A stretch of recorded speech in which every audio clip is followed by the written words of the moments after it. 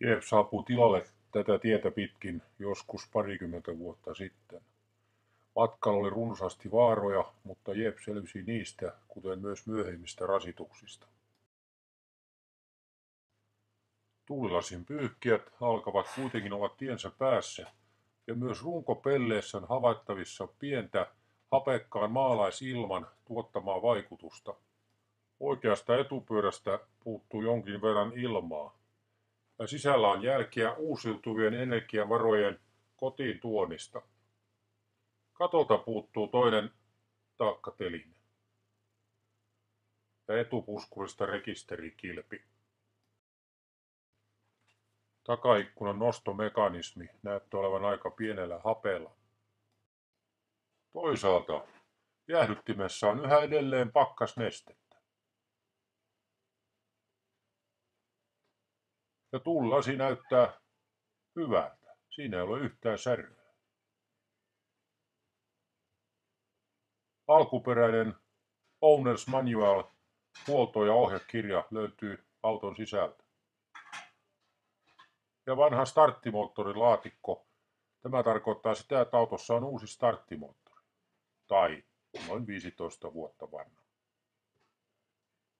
Oikeassa etupyörässä ei ollut ilmaa. Vasemmassa sitä vastoin hieman liikaakin. Tiedä en, oli talo ja sievä kulta, joka rakasti minua vain. Mutta elämän myrskyihin multa meni talo ja rakkain päin. Oli elämän valttikortit mulla kerran kourassain. Oli avoinna kaikki portit ja ne suljin takanain. Lähdin kotoa maailmalle, jätin elämän onnellisen.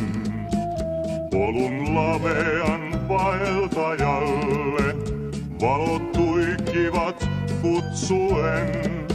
Meni rahat ja ystävätkin, tunsin tuntoni soimauksen. Vaikka suruni viiltävän kätkin, silti rauhaa mä saanut en.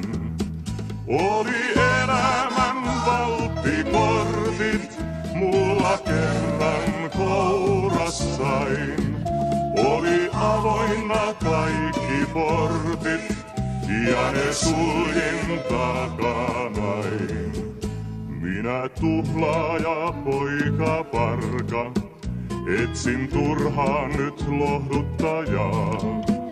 Tämä elämän katkera sarka, loppuun täytyy mun taivaltaa.